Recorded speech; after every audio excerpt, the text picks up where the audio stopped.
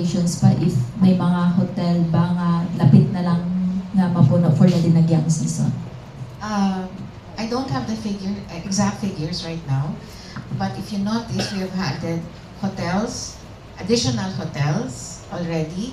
I think this is enough to cater to a lot of the visitors that are going to come to Iloilo to enjoy the festivities. I guess that is also why IFFI is presenting a more beautiful and experiential dinagyang parade and competition.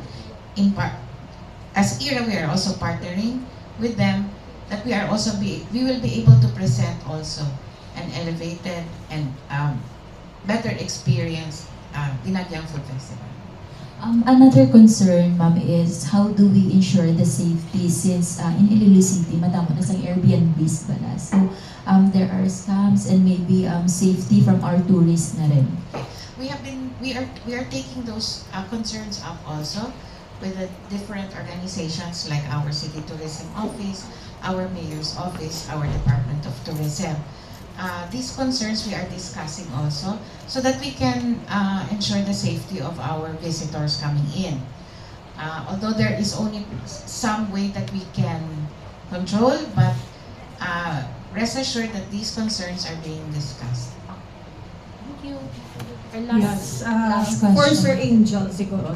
I'm Jane Barion from Todo Media Network. Sir, any additional caller kagang bantayan gid sa aton sini nga mga spectators para sa Dinagyang Festival 2026. Since ang una wala kita sa mga Dinagyang illumination, but this time sa 2026 ano ang makabig naton nga additional caller sa aton sini nga Dinagyang Festival?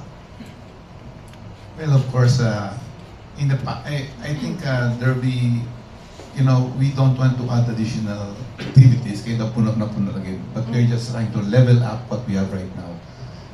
Maybe one thing that we were not able to discuss here is the Miss Iloilo. Kung nato Miss Iloilo, subong yan daw, abin mo sa Miss Universe ka na ganang tao. Ang dusi naton nga mga kandidato, kung nato, bisan taga tubungan sila kag mga batal. Though matingala kung di sila naglalin balaw, no? But I guess they continue to really amaze you, no? Because nag-media night was the sponsored night. I don't know whether you were there, but again, I think that was a very good show of participation from the different towns, no? So we're trying to just level up things kay kung nga kung damo na gid daw ma-amaze na gid ang mga tao kung di na makadto balaw, no? And of course, we would like also to let our tourists also enjoy all our different spots here, no? So that wala yun. But again, like what we said, we are trying to level up everything na po. Like even sa food, imbis ng isa lang ka-road, duwa na ka-road na ito ginabutang naman subong, we upgraded scriptures. Ito na, like ang Dinagyang, kung nato na ang illumination dito lang sa may SM, we're trying to draw them also sa city. So, base pa lang maka-attract din sa mga turista balaw, maglagaw sa Iloilo on Saturday sa city naman, no? Rather than the other places. So, that is how. We are trying to space all other festivals. If you look at it, the whole year, IFFI is not only Dinagyang Festival. We manage all the festivals for the whole year. No? We are even preparation right now for the Parao. Even as we speak right now, we have a meeting yesterday for the Parao Regatta already, which will happen on maybe the last week of February or first week of March. We also, the other day, we had a meeting with Chinese New Year that will happen on the 21st. No?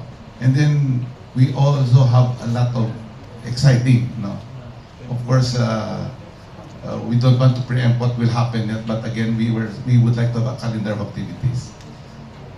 Pag-appoint sa akong saling ko, full-time job galit ni. Sabi ko, jabing-jabing lang. Galing daw.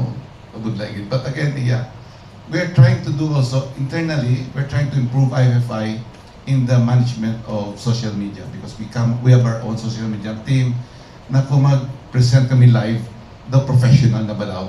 In the past, nagareklamo ng iban, daw anong naglantaw kami sa TV to, gaulag-ulag to, wala kami kamerada, kundi cellphone lang, whatever. Or nagahulam na kami sa ibang balaw, or stationary lang sa isa. No? When we present this to the other places, we will have 3 or 4 strategic cameras, ginalipat-lipat na, and even a drone that will present Dinagyang internationally also. So muna naman ang presentation na lang. But we just like also to pace out all other mga activities man sa whole city. Thank you. Thank you, Sir Angel. So I guess that ends our Q&A. Thank you very much. Food Fest, Thursday to Sunday. So 22, January 23 22 to 25. 25. Yes, still the same. Sir,